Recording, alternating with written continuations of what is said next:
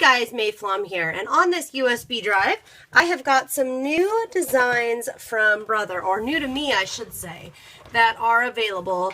And I just thought, since I'm using these, I'll take the opportunity to kind of show you what you can do. And by the way, you can online use the Brother Canvas software to create your own designs out of various things as well, and we'll talk more about that another time. So what I love though is that I can have designs stored on here. When I'm scanning stuff in, sometimes I scan it to a USB drive so that it's not on the machine. It's really personal preference. So in here what I have is, look at there's all these great patterns. I'm so looking forward to so many of them. There's some cool gardening ones and just really ornate designs that I think are going to be really beautiful. Really pretty little bird, some cherries and strawberries and like a little mixed fruit one, some really great botanicals that are going to be a lot of fun for a lot of things, teacup and saucer, teapot. Oh my goodness, I'm just so in love with all of these designs. Seashells, grapes, chandelier, I mean just so many great stuff. So what I really like is that I can just go in here and pick something, pick whatever I want it to be, and I can add to it, I can make it bigger, all of that stuff which you have seen me do, and print it wherever I want, and then create with it, create art with it. And I'm going to show you over the next couple of weeks, months, it kind of will depend. The process on these mixed media pieces can really vary. So over the next couple weeks and months, though, what you'll be seeing from me is the process on these. So today I want to introduce you and also work on a small one. So here's one of the designs. This is a flower design that I did about 8 inches wide. This is an 8 by 10 canvas, so a little smaller than 8 inches wide. And I just adore this flower pattern for 2 reasons. Number one, I'm really, really loving the negative left over. In fact, I want to cut this out of something really thick or come up with a better way, or at least put some tape and recut this. I think this would make a fantastic stencil, whole or just parts of it. I also see myself taking some of these flowers apart and then rescanning them so I have individual flower files, and I love those leaves. I think those would be great. And here's one on watercolor paper that I'm actually thinking about keeping this as a stencil, and I will show you my project that I've got started here. And it's just on watercolor paper. It's just set onto this. You can see how that is. It's just set onto this canvas because what I'm going to do is just apply a couple of layers of an archival liquid adhesive, and then I will start to color and play with that. This one, it's got a thick layer of gesso and over the top of a layer of archival adhesive. You can kind of see the gesso is still wet there. So I will be working on both of these in the future. But again, these kind of projects tend to take a bit of time. These kind of projects don't tend to be, okay, you know, here's what I have and it's done. So to kick us off with some, I've got a 4x4 here, the little bird, and I've just taken a paintbrush, first with liquid adhesive, and then once the liquid adhesive was set, with some gesso, and just gently brush this over. Because all I really want to do, I didn't want to use any, I had a scrap of paper here. I didn't want to use anything unusual. I didn't want to use anything wild. Just get this bird down and set here. And then the next thing I'm going to do is I am going to take a palette knife, and I've got the one I like here. It's orange, that's dry paint. It's not going to do anything. And I'm going to put some molding paste, texture paste, modeling paste, whatever you call it. You want a paste medium that's going to dry white. And that's a little more than I need, so I'll put that back into the jar. The great thing about these kind of techniques is that you can use whatever it is you happen to have on hand. And I'm just excited about this little bird. I feel like I can make a fun little summery canvas decor project here. And I just am in the mood for summer crafting as it is. And I'm just kind of applying it around the edges. I am kind of trying, not too much, but I am slightly trying to avoid the bird. A tip here, when you flip your canvas over, you can put your finger in there if you're trying to get the center of the canvas to take a little more of the paste. Sometimes it doesn't want to. I definitely want to be imperfect with this. I also definitely don't want it to look like the bird is being avoided. So as I go along here, if a little bit of the paste goes on top of the bird, that's totally okay. All right, I don't want it to be perfect. I do want some spots to have more, some spots to have less. I especially want this top corner to have a little more, because what I am going to do is stamp into that next. But first, we need to give this a couple minutes to kind of dry and set up slightly. We don't want to try to stamp into that while the paste is super wet. Here I have got a stamp. It's going to work best if this stamp is a simple stamp. A stamp that is really detailed. And you'll notice I'm just pushing down really hard there because I really want to press the stamp image into the paste. Okay, so we can get some texture going there. And now it gets really fun, because the next part is that we get to play with colors and paint. And looking at this, I am thinking I'm going to stick with those colors that we've already got there. So I'll grab some paint and get started on that. So any acrylic paint would work. You could also use any kind of color mist. You could use fluid ink, whatever you've got. What I am going to do is start by just putting a little bit of a couple of colors here around, and then I will get some water going, and I want to put the pink in there and a little bit of kind of a darker fuchsia kind of a color. You don't have to worry about how it exactly looks at this point, because what you're going to do, I've got a paintbrush here that's rather wet, and what I'm going to do is just kind of blend some stuff together. Now, if you want to be more particular in this process, in this part, if you want to really get detailed and like not have things blend together like I am here, it's really easy. All you have to do is just start with one color, apply it, let it dry, move on to the next color. Now with my paste, I do like how the dots are looking, but I want to see if I can get a little more. So I'm going to re-stamp into there, and I will want to wash that off, obviously, so that the paint doesn't stay. I just thought that maybe I could get a little more depth there, and I certainly do. And I'm going to take a paper towel and roll it over just to kind of soak some of the excess paint off. And then once that is done, I'm going to get my paintbrush out again and run it over. I'm going to do this a couple times. Basically what I'm trying to do here is loosen up the paint and get some of that paint removed back off of the image.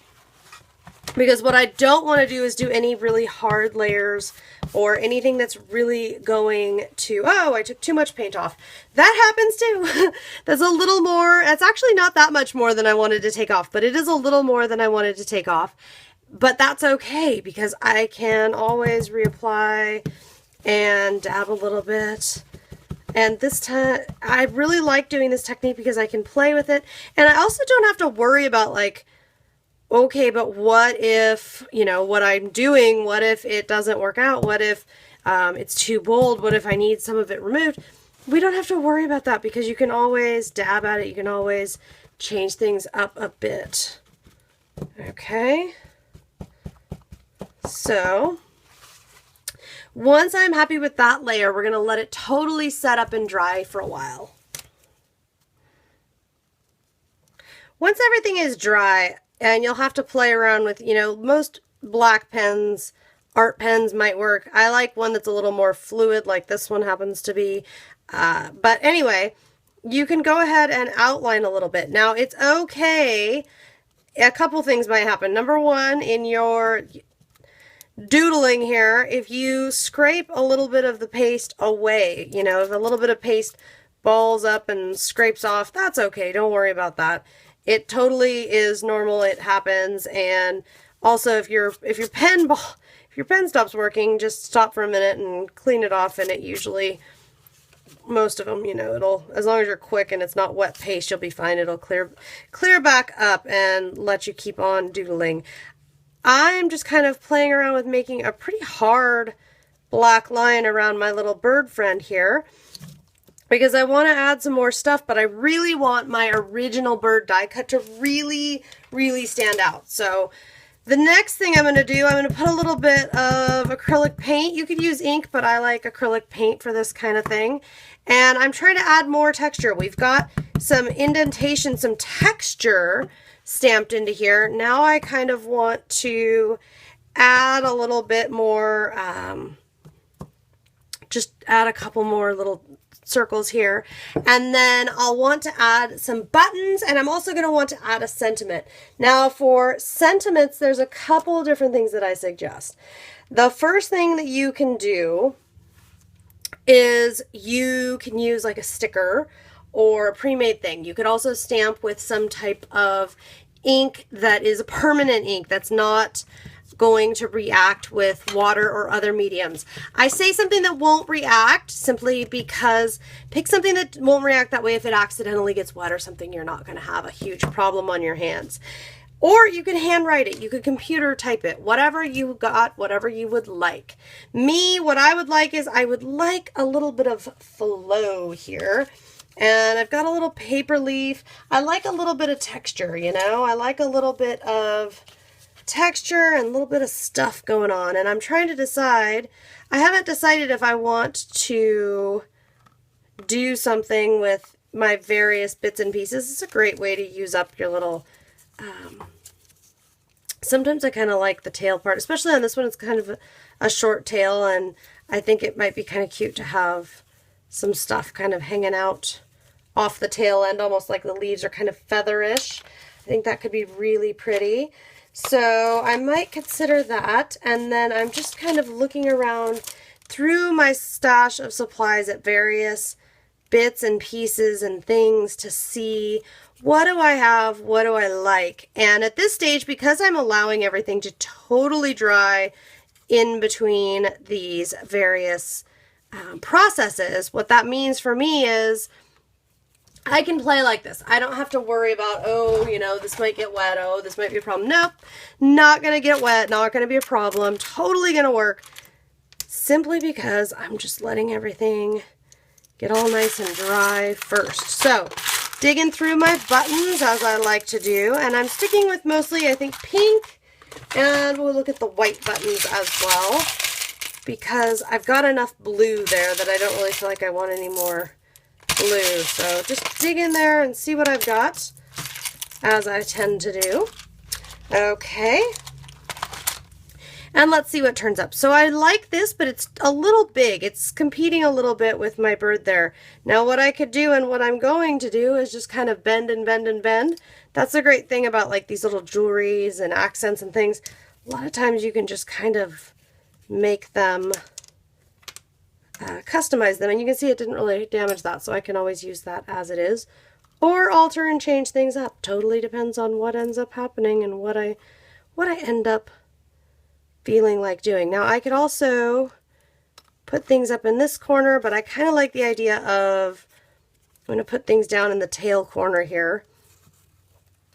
And then, oh, I like that idea, but I think I'm going to stay with the blue. Stay with the solids here. And then, oh, and in fact, this would work. Just bend, bend, bend until that pops off. Okay, I like the look of that with the metal and everything. And kind of simple, but a little bit of detail there. Maybe a little pearl or two. And then my sentiment. And for my sentiment, what I think I'm going to do is I have a stamp that I like, and I think it should work.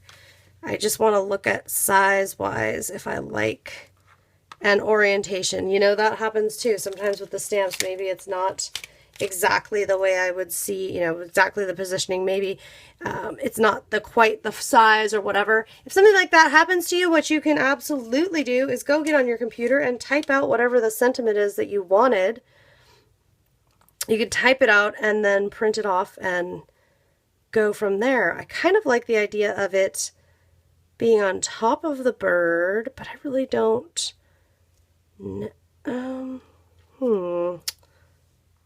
you know what? I've got a different idea and I know what I'm going to do.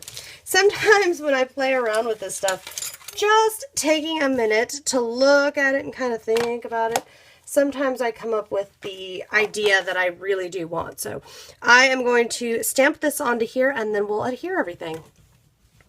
Thinking about it here, I actually have something that I think might be a little bit better. And that would be little strips with little words on it. And I was thinking I might actually like having a couple little words versus one big one. So what I'm doing right now, I know I want this stuff right around here. And I've got a nice glue that should be pretty forgiving about the way that I'm treating it. So I'm just getting all of this stuff the way I want it first. That's right, and I want it this way. And I don't have to, as long as you use an adhesive that's going to dry completely clear, you really don't have to worry about exact placement or if everything's, you know, just so, you'll be all right. It's going to, you don't have to worry about having too much. So what I actually want to do, I'm going to put 2 of them up here. And then I'm going to put 1 of them down here. I just decided I didn't want anything on the bird of my body. Or the bird of my body. Hello, the body of my bird. I like this little bird die so much. This design, it's so cute. And I see so many different ways of using it. And I'm really excited to make kind of an inspirational little mixed media piece here.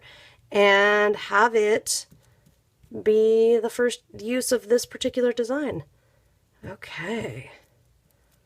So I'm just slicking some clear drying adhesive over the top here. That'll seal everything in. That'll make everything stick really super nice. And then the last little bit that I will do is I will just take some golden mist, and I like to flick it on this way instead of spraying it. And I like to do that, as I am known for saying, because I feel like I get better droplets that way, and I want to have this have some shimmer to it. So I like how that came out. And you know what, guys? I'm looking at this and I'm loving all the texture. I'm loving the color. I think I'm loving everything. I can't think of anything I'm not loving about this. Well, I don't love that one big drop of mist, but I can soak a bit of that up and we'll be okay. And I was thinking about adding more buttons and things, but I like it just as it is. I like it just like that. So I think the only thing left to do, I'm going to put a little bit here of paint on the sides. Okay, just to kind of clean that up a bit. Although I like that it's kind of messy, to be honest. That's one of my signatures and one of my favorite parts. But I also don't always like seeing the white edges. So get all of the edges painted like so. And just like that, I have got my little mixed media canvas. And I'm excited to show you more with these designs that are new to me. And all kinds of designs, my own designs, making up designs, but I've got, you know, a couple different projects in the works. So stay tuned. I will be back to share more. I'll see you next time.